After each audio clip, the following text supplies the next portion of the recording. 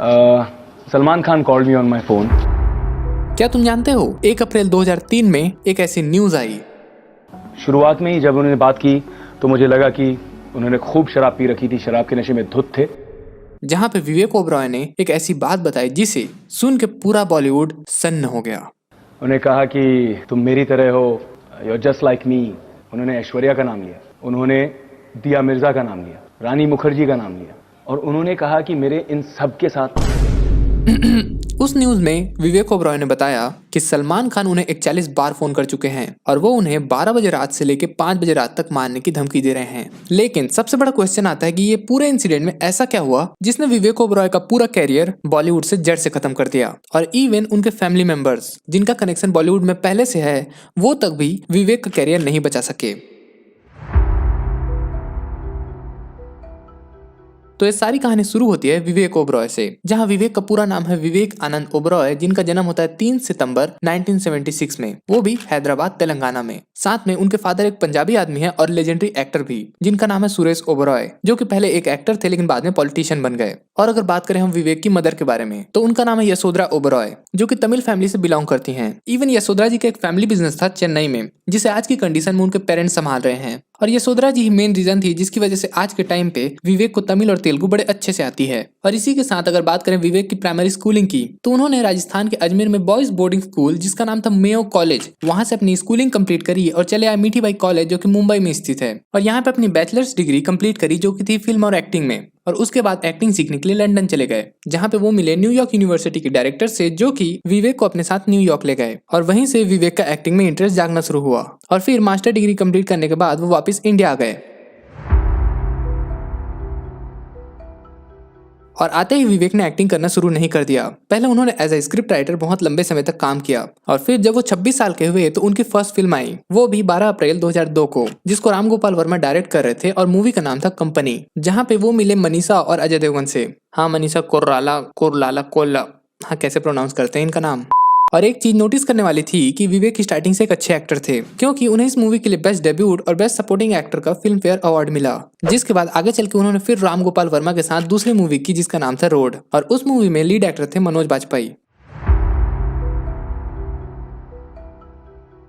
और फिर ऐसी मूवी आई जिसने विवेक का कैरियर चालू कर दिया, और मूवी का नाम था साथियां, जिसको यशराज फिल्म में प्रोड्यूस किया था 20 दिसंबर 2002 में। और इस मूवी के लिए उन्हें बेस्ट एक्टर के लिए नॉमिनेट भी किया गया था फिल्म फेयर में। और उस टाइम के हिसाब से ये विवेक के लिए बहुत बड़ी अचीवमेंट थी, क्योंकि जहां दूसरे दिग्गज एक्टर्स को कई मूवी करने के बाद कोई एक मूवी हिट मिलती थी, वहीं पे विवेक आते ही हिट पे हिट दिए जा रहे थे। इवन लोग उन्हें शाहरुख खान के साथ कंपेयर करते थे, साथ में उन्हें नेक्स्ट बिग थिंग भी कहा जाता था। लेकिन फिर प्रॉब्लम आ गई, जो कि थी ऐश्वर्या राय। तो ये पूरी कहानी को जानने से पहले हमें पहले ये जानना होगा कि सलमान खान और ऐश्वर्या राय डेट कब कर रहे थे। तो ये पूरी कहानी शुरू होती है 1997 में। उस टाइम सलमान खान ऐश्वर्या राय को डेट कर रहे थे, और उससे ठीक पहले 1994 में ऐश्वर्या राय मिस वर्ल्ड बन चुकी थी, और उसके बाद वो नई नई मूवीज में एक्टिंग के लिए ट्राई कर रही थी। और एक इंपॉर्टेंट बात मैं तुम्हें बताना ही भूल गया कि ऐश्वर्या से मिलने से पहले सलमान खान ऑलरेडी 2 लड़कियों को डेट कर रहे थे, जिनमें आती है उनके first official girlfriend Sangeeta Bijlani, जिनका रिलेशनशिप शुरू हुआ था 1986 में और 8 साल तक चला। इवन सलमान खान ने यह भी बताया कि उनकी शादी तक भी तय हो गई थी और लोगों में कार्ड भी बढ़ गए थे। Sangeeta's the cards were printed, yeah. Yeah, that I know. Yeah. And then it didn't happen. और जैसे जैसे शादी की डेट पास आ रही थी तब एक कांड हो गया। संगीता ने सलमान को किसी और के साथ रंगे हाथों पकड़ लिया, और इस इंसिडेंट के बाद संगीता ने सलमान से ब्रेकअप कर लिया, साथ में शादी भी तोड़ दी। और ये सारे इंसिडेंट होने के बाद सलमान खान ने सोचा कि मूव ऑन करने के लिए किसी और को ढूंढा जाए, और फिर सलमान खान उस टाइम के पाकिस्तानी एक्ट्रेस सोमी अली को डेट करने लगे। और कई इंटरव्यूज में बताया गया कि दोनों एक दूसरे को लेकर काफी सीरियस थे। लेकिन एक और प्रॉब्लम आ गई, और किसको क्या पता था कि ये सारे प्रॉब्लम का दुख आखिर में सोमी अली के सर पे पड़ेगा, क्योंकि ये उस टाइम की बात है जब सलमान खान एक इवेंट पे गए थे। वो एक मूवी का इवेंट था जहाँ पे एक मूवी की सक्सेस पार्टी चल रही थी, जिसमें सारे नए एक्टर्स, पुराने एक्टर्स और दिग्गज एक्टर्स सारे लोग आए थे, जहाँ पे ऐश्वर्या राय भी आई थी। और जब सलमान खान ने ऐश्वर्या राय को पहली बार देखा, वो उन्हें पसंद आ गई। इवन ऐश्वर्या राय ने ये सारी बातों को अपनी बुक हॉल ऑफ फेम में खुद बताया हुआ है। कि सलमान खान ने 1997 में मंसूर खान की फिल्म बस इसलिए रिजेक्ट कर दी क्योंकि उस फिल्म में सलमान खान ऐश्वर्या के भाई बनने वाले थे और उस मूवी का नाम था जोश। इवन सलमान खान ने उस मूवी के प्रोड्यूसर जिनका नाम था रतन जैन उनको ये तक बोल दिया था कि क्यों यार मेरे को इसका भाई क्यों बना रहे हो। और क्या तुम जानते हो कि सलमान खान ने जब मूवी को रिजेक्ट कर दिया तो वो मूवी कुछ टाइम के लिए डिले हो गई, जिसके बाद सलमान खान को रिप्लेस करके मूवी को सन 2000 में फिर से रिलीज किया गया। और इसके बाद भाईजान को ऐश्वर्या का बुखार चढ़ गया क्योंकि सलमान खान ऐश्वर्या को लेकर इतने सीरियस हो गए थे कि वो हर प्रोड्यूसर को बस यही बोलते थे कि तुम मेरे अपोजिट में ऐश्वर्या को भी ले लो। और सबसे बड़ी चौंकाने वाली बात ये थी कि जहाँ पे ऐश्वर्या राय को मूवी नहीं मिल रही थी वहीं पे सलमान के दोस्त संजय लीला भंसाली ने ये रिस्क ले लिया और उन्होंने सलमान और ऐश्वर्या को एक ही मूवी में रखा जिसका नाम रखा हम दिल दे चुके सनम, जो कि आई थी 18 जून 1999 में। और देखते ही देखते शूटिंग स्टार्ट हो गई और दोनों आपस में क्लोज आ गए। इवन सलमान खान जिस दिन ऑफ शूट होता था उस दिन भी ऐश्वर्या के साथ अपना टाइम स्पेंड करते थे। और ये सारी बात सोमी अली को पता चल गई कि सलमान किसी और के साथ बहुत ज्यादा टाइम स्पेंड कर रहे हैं। और इसका भी एक रीजन था क्योंकि एक दिन सोमी अली अपने घर से निकल के सलमान के घर उनसे मिलने पहुंची, जहां पे सोमी ने देखा कि सलमान तो घर पे मौजूद नहीं है लेकिन ऐश्वर्या राय सलमान के घर में मौजूद है। और ये सारे इंसिडेंट कई बार रिपीट हुए क्योंकि ऐश्वर्या राय सलमान के घर में अक्सर आना जाना करती थी। और ये सारी बातें सोमी अली को अच्छी नहीं लगी और आखिरी में सोमी अली ने हार मान के 1999 में सलमान से ब्रेकअप कर लिया। और सोमी ने ब्रेकअप के बाद सलमान को क्या देश छोड़ के ही चली गई, फ्लोरिडा में शिफ्ट हो गई। लेकिन इससे कुछ खास फर्क पड़ा नहीं और ये बात दब गई, जिसके बाद ऐश्वर्या और सलमान आपस में और क्लोज आने लगे। लेकिन दोनों की खुशी ज्यादा दिन तक नहीं चली क्योंकि ये सारी बातें कि ऐश्वर्या सलमान के साथ अपना टाइम स्पेंड करती है, ये सारी बात ऐश्वर्या के घर में पता चल गई, जहां पे ऐश्वर्या के फादर ने सलमान और ऐश्वर्या के रिश्ते को साफ साफ इनकार कर दिया। इवन ऐश्वर्या के फादर ने ऐश्वर्या को मना भी किया था कि वो सलमान से ना मिले, बट स्टिल ऐश्वर्या ने उनकी बात नहीं मानी और वो घर छोड़कर चली गई। और ये सारे इंसिडेंट के बाद ऐश्वर्या ने मुंबई लोखंडवाला में एक अपार्टमेंट ले लिया और उसके बाद ऐश्वर्या ने वहीं पे रहना शुरू कर दिया। और जैसे ये सारी बातें सलमान को पता चली वो रात के 3 बजे ऐश्वर्या के दरवाजे पे पहुंच गए और तेज तेज दरवाजा को पीटने लगे। और साथ में सलमान धमकी भी दे रहे थे कि अगर दरवाजा नहीं खोला तो मैं इस बिल्डिंग से कूद जाऊंगा। लेकिन ऐश्वर्या ने दरवाजा नहीं खोला और सलमान खान रात भर दरवाजा पीटते रहे। और इवन सलमान खान उस टाइम इतने गुस्से में थे कि आस पड़ोस के लोग भी ऐश्वर्या की मदद के लिए नहीं जा रहे थे। और तेज तेज दरवाजा पीटने की वजह से सलमान के हाथों से खून तक निकलना शुरू हो गया था, जिसके बाद आखिरी में ऐश्वर्या ने हार मान के दरवाजा खोला और सलमान खान सुबह 8 बजे तक ऐश्वर्या के साथ ही रहे। और बताया जाता है कि सलमान खान उस दिन ऐश्वर्या को शादी के लिए पूछने गए थे, लेकिन ऐश्वर्या ने उस टाइम शादी के लिए साफ साफ मना कर दिया। और ये सारी बात पहुंच गई मीडिया तक, जहां पे सलमान खान ने खुद कन्फेस किया कि मेरी गलती है, मुझे उनके घर में रात में नहीं जाना चाहिए था। और ये सारे इंसिडेंट के कुछ दिन बाद सलमान और ऐश्वर्या की फिर से लड़ाई हो गई और इसका पूरा रीजन था कि सलमान को गुस्सा आ गया क्योंकि ऐश्वर्या उन्हें उस ढंग से प्रपोज नहीं कर रही जैसे सलमान चाहते थे।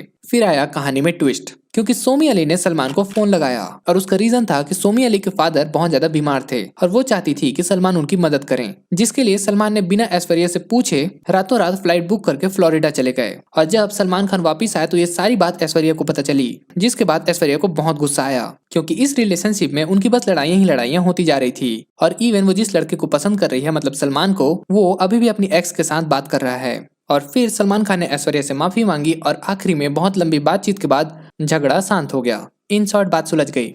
फिर ये सारे इंसिडेंट के कुछ टाइम बाद ऐश्वर्या अपनी दूसरी मूवी कुछ ना कहो की शूटिंग कर रही थी, जिसके मेन लीड में अभिषेक बच्चन थे। हाँ, एक और इम्पोर्टेंट बात कि इस मूवी के दौरान अभिषेक बच्चन और ऐश्वर्या दोस्त बन गए थे। तो जब कुछ ना कहो की शूटिंग हो रही थी तब सलमान अपनी कार में पहुंचे शूटिंग के सेट पे, वो भी गुस्से में, और उतरते ही उन्होंने सुभाष घई को थप्पड़ मारा और साथ में पूरे सेट को तबाह कर दिया। और ऐश्वर्या को बीच शूटिंग के दौरान अपनी कार में बैठने को कहा और ऐश्वर्या ड्रामा क्रिएट नहीं करना चाहती थी तो वो सलमान के साथ चुपचाप बैठ गई। और ये सारे इंसिडेंट के कुछ टाइम बाद मतलब 2002 में ऐश्वर्या जब अवार्ड लेने आई और तब उनके हाथ में एक फ्रैक्चर हो गया था, जिसके बाद पूरे मीडिया और लोगों ने सलमान पे उंगली उठाई कि उन्होंने ऐश्वर्या के साथ गलत व्यवहार किया है। बट स्टिल ऐश्वर्या ने सारी चीजों को कवर अप करते हुए इंटरव्यू में कहा कि मैं सीढ़ी से नीचे गिर गई थी और मेरा क्या, अगर कोई दूसरा आदमी भी गिर जाता सीढ़ी से तो उसके साथ भी ऐसा ही होता, इसमें सलमान ने मेरे साथ कुछ नहीं किया। और ये सारे इंसिडेंट के दौरान अगेन सलमान और ऐश्वर्या में फिर से लड़ाई हुई, जिसके बाद सलमान अपने गुस्से को काबू नहीं रखते हुए फिर पहुंच गए चलते चलते के सेट पे, जहां पे शाहरुख खान ने उनको रोकने की भी कोशिश की तो सलमान खान ने उनका कॉलर पकड़ लिया। और जिन लोगों को नहीं पता, शाहरुख खान खुद चलते चलते मूवी को बना रहे थे तो उन्होंने ऐश्वर्या को रिप्लेस कर दिया रानी मुखर्जी के साथ, जिस पे ऐश्वर्या को ये बात बहुत खराब लगी और उन्होंने बोला कि शाहरुख मेरे अच्छे दोस्त थे लेकिन वो ऐसा करेंगे मुझे नहीं पता था। और ये सारी घटना के बाद ऐश्वर्या का करियर डूबने लगा क्योंकि लोग उन्हें कास्ट करने से डरते थे, क्योंकि अगर ऐश्वर्या को कास्ट कर लिया गया तो सलमान सेट पे आके तबाही मचा देंगे। फिर आई 28 सितंबर 2002 की रात, जिसने सलमान का पूरा जीवन बदल के रख दिया, क्योंकि उस दिन सलमान ड्रंक होकर कार चला रहे थे और उनसे एक एक्सीडेंट हो गया, जिससे एक आदमी हमेशा के लिए चला गया। और इस पूरे न्यूज की वजह से बॉलीवुड में हाहाकार मच गया और यहाँ से शुरू हुआ सलमान का जेल का सिलसिला। और जब सलमान जेल में थे तो उनसे मिलने के लिए पूरा बॉलीवुड पहुंचा। सारे बड़े छोटे एक्टर्स, प्रोड्यूसर सब पहुंचे सलमान को मिलने के लिए, लेकिन एक को छोड़ के, ऐश्वर्या राय। और इस बात से साफ हो गया था कि ऐश्वर्या ने सलमान से ब्रेकअप कर लिया। और इस इंसिडेंट के बाद ऐश्वर्या ने एक इंटरव्यू दिया जिसमें उन्होंने कन्फेस कर दिया कि सलमान उन्हें मारते थे। इवन जेल से निकलने के कुछ टाइम बाद सलमान ने अपने दोस्त संजय लीला बंसाली की मूवी जिसका नाम था रामलीला, उसके हीरोइन के लिए ऐश्वर्या को ऑफर दिया, लेकिन ऐश्वर्या ने साफ मना कर दिया। और अब यहाँ शुरू होता है विवेक ओबरॉय का चैप्टर। तो बात है 2003 की, जब ऐश्वर्या पहली बार मिलती हैं विवेक से एक मूवी के सेट के दौरान जिसका नाम था क्यों हो गया ना। और धीरे धीरे मूवी की शूटिंग के दौरान दोनों आपस में क्लोज आ गए, और जहाँ पे विवेक अपने इस रिलेशनशिप को अपने फ्रेंड्स, फैमिली या फिर मीडिया के सामने खुल के बोल रहे थे, Are you seeing Aishwarya Rai? Yes. वहीं पे ऐश्वर्या ने आज तक कभी विवेक के साथ अपनी इस रिलेशनशिप को कभी एक्सेप्ट नहीं किया। Wonderful. Why does she never admit to it? I don't think you asked her that on the show. Of course I have. But still दोनों एक साथ थे। बट एक प्रॉब्लम हो गई, जहाँ पे विवेक और ऐश्वर्या दोनों आपस में क्लोज आते जा रहे थे, वहीं पे सलमान को ये चीज अच्छी नहीं लग रही थी और ये सारे चीजों का गुस्सा सलमान के द्वारा विवेक पे एक दिन फटने वाला था। और फिर वो रात आई जिसने विवेक ओबरॉय का पूरा कैरियर बॉलीवुड का हमेशा के लिए खत्म कर दिया। और इस पूरे न्यूज में विवेक ने वो सारी बातें बताई जो सलमान उन्हें रात भर से टॉर्चर कर रहे थे। उन्होंने बताया कि सलमान उन्हें 12:30 से सुबह के 5 बजे तक लगातार फोन पे फोन किए जा रहे थे, जहां पे सलमान ने विवेक को पूरे 41 बार फोन लगाया और साथ में उन्होंने विवेक के फादर को भी गाली दी, साथ में खुद के फादर को भी गाली दी। और साथ में विवेक ने यह भी बताया कि सलमान उन्हें फोन में बता रहे थे कि उनका पूरे फिल्म इंडस्ट्री में कौन कौन से एक्ट्रेसेस के साथ उनका कुछ गलत उठना बैठना था। और ये सारे न्यूज को बताने के बाद जहां पूरी इंडस्ट्री को विवेक को शाबाशी देनी चाहिए थी कि उन्होंने एक बड़े एक्टर को एक्सपोज कर दिया, उल्टा पूरी इंडस्ट्री ने उनको हमेशा के लिए इग्नोर कर दिया। और इस न्यूज के बाद विवेक को बाद में रियलाइज हुआ कि उन्होंने सलमान के साथ बहुत गलत किया। इवन फराह के शो में विवेक ने बताया कि उन्हें सलमान के साथ बैठ के बात करनी चाहिए थी, ना कि न्यूज रिपोर्टर्स को बुला के उनकी बेइज्जती करनी चाहिए थी। प्रेस कॉन्फ्रेंस करने के लिए तभी मुझे पता चल गया था कि मैं गलत कर रहा हूँ। ये नहीं करना चाहिए। जो करना है मर्दों की तरह सामने जाओ, बैठो, बात करो, क्या प्रॉब्लम है? मारना है चलो मारो, मैं भी मार सकता हूँ, मेरे पास भी 2 हाथ हैं, खत्म करो। फिर आया दूसरा क्वेश्चन, जहाँ पे फराह ने पूछा कि जिसके लिए विवेक ने स्टैंड लिया, मतलब ऐश्वर्या राय, क्या उन्हें विवेक के एफर्ट्स की कदर है? जिस पे ऐश्वर्या राय ने साफ बोल दिया कि विवेक इमेच्योर है, उन्हें सिचुएशन को हैंडल करना नहीं आता। उन्होंने कभी आपको थैंक यू बोला या अप्रिशिएट हुआ ये जेस्चर? नहीं हुआ। ये भी नहीं हुआ? नहीं हुआ, नहीं हुआ। क्या मतलब? बाद में उल्टा ये हो गया था कि भाई तुम बड़े इमेच्योर हो। और ये सारी चीजों के कुछ टाइम बाद ऐश्वर्या और विवेक का ब्रेकअप हो गया। और ये सारे इंसिडेंट के बाद विवेक अपनी लाइफ के सबसे लो मोड में चले गए, क्योंकि ये सारे इंसिडेंट की वजह से विवेक के सबसे अच्छे दोस्त उस टाइम के सोहेल खान, उनसे भी उनकी दोस्ती टूट गई। कहा जाता है कि आज तक सोहेल खान ने उस न्यूज के बाद विवेक से कभी बात नहीं की। बट इसके साथ विवेक को एक और मौका मिला था अपने बॉलीवुड कैरियर को रिवाइव देने का, लेकिन विवेक उस टाइम अपने लाइफ के सबसे लो फेज में थे और उस वजह से उन्होंने वो सारी मूवी रिजेक्ट कर दी। बाय द वे, क्या तुम्हें पता है कि विवेक ने अपनी लो फेज में कौन कौन सी मूवी रिजेक्ट करी? मुन्ना भाई MBBS, बंटी और बबली, हम तुम, ऐसी बहुत सारी हिट मूवीज थी जिसको विवेक ने रिजेक्ट कर दिया। और ये हैं वो सारे रीजन जिसकी वजह से विवेक का बॉलीवुड में कैरियर खत्म हो गया। तो ये पूरी स्टोरी को जानने के बाद अब बात करते हैं मेरी POV की।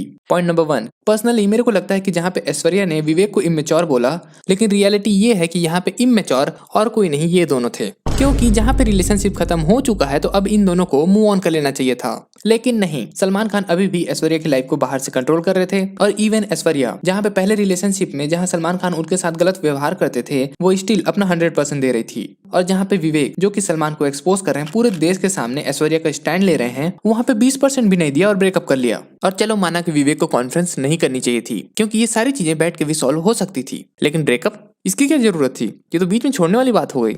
पर्सनली जब मैं इस स्टोरी के बारे में पढ़ रहा था, विवेक और सलमान खान की कंट्रोवर्सी के बारे में, पर्सनली मेरे को फील हुआ कि विवेक के साथ बहुत ज्यादा हो गया। इस लेवल का नहीं होना चाहिए था। मैं एक दिन शूटिंग करके घर आ रहा था, शूट आउट के लिए ही शूटिंग कर रहा था, और घर आ रहा था और घर आया और I saw my mother crying and like a baby, you know, my mother who was my strength and जो मेरे हमेशा मेरी शक्ति है, मेरा आशीर्वाद है, बच्चे की तरह रोने लगी। कहने लगी कि कब तक मेरे बेटे को ऐसे करते जाएंगे? मैं भी माँ हूँ और मेरे बेटे के बारे में कह रहे हो, तो मुझे कैसे लग रहा है? तो वीडियो को यहीं तक रखते हैं। Thank you so much for watching और मिलते हैं तुमसे न्यू वीडियो के साथ। सब्सक्राइब किए बिना मत जाना, चलेगा तो ठीक नहीं होगा।